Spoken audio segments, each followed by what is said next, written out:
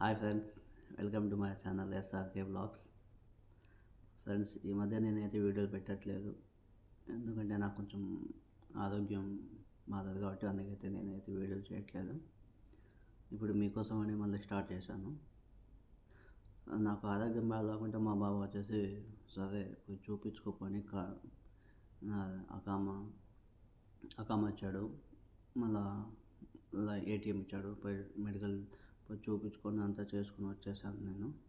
మా బావ అయితే నాకు బాగా చూసుకుంటాడు, ఇబ్బంది లేదు.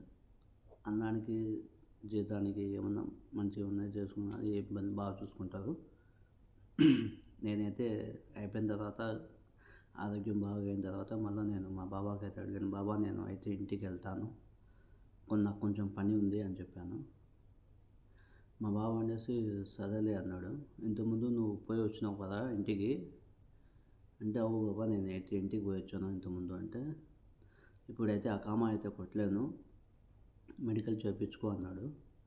సరేలే బాబా మెడికల్ అయితే చేయించుకుంటా అన్నాను. ఎప్పుడు ఇస్తాడో తెలియదు పాస్పోర్టు, ఏ రోజు ఇస్తాడో ఇంకా 2 రోజుల తర్వాత ఇస్తాడో అయితే నాకు తెలియదు. ఒకవేళ పాస్పోర్ట్ ఇస్తే పోయి మెడికల్ అయితే చేయించుకుని రావాలా. చేయించుకుని వచ్చిన తర్వాత ఒక ఇది నెల పడుతుంది అనుకుంటున్నాను. మెడికల్ రిపోర్ట్ రావడానికి 17 రోజులు, మళ్ళీ ఆ కామ తగ్గడానికి కొంచెం లేట్ అవుతుంది. 1 నెల అయితే పడుతుంది.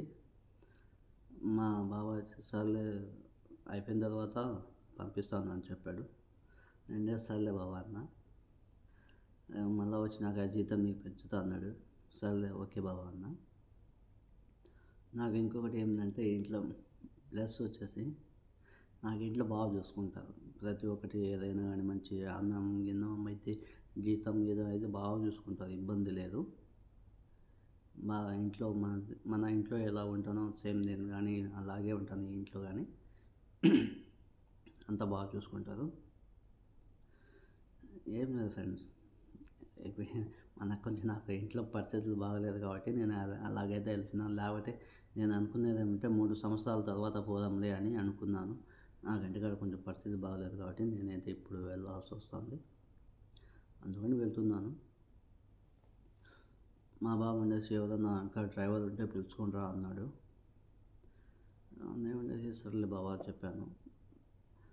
ఎవరన్నా డ్రైవర్ ఉంటే ఇంకా ఇప్పుడు ఒక మంచి డ్రైవర్ మా ఇంట్లో అయితే కొంచెం పెద్ద ఫ్యామిలీ కాబట్టి ఇంకొక డ్రైవర్ ముందు 2 ఉన్నారు.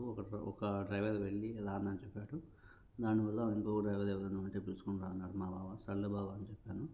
ఇంకా ఇంటికి పోయి ఏదన్నా ఉంటే మన ఫ్రెండ్స్లో కానీ లేకుంటే మన చుట్టుపక్కల ఎవరన్నా ఉన్నా కానీ ఒక డ్రైవర్ ఉంటే, మంచి డ్రైవర్ ఉంటే అతనితో మాట్లాడి ఇది పరిస్థితి మా ఇంట్లో ఇలా కానీ చెప్పి భోజనము జీతము దానికైతే ఇబ్బంది లేదు.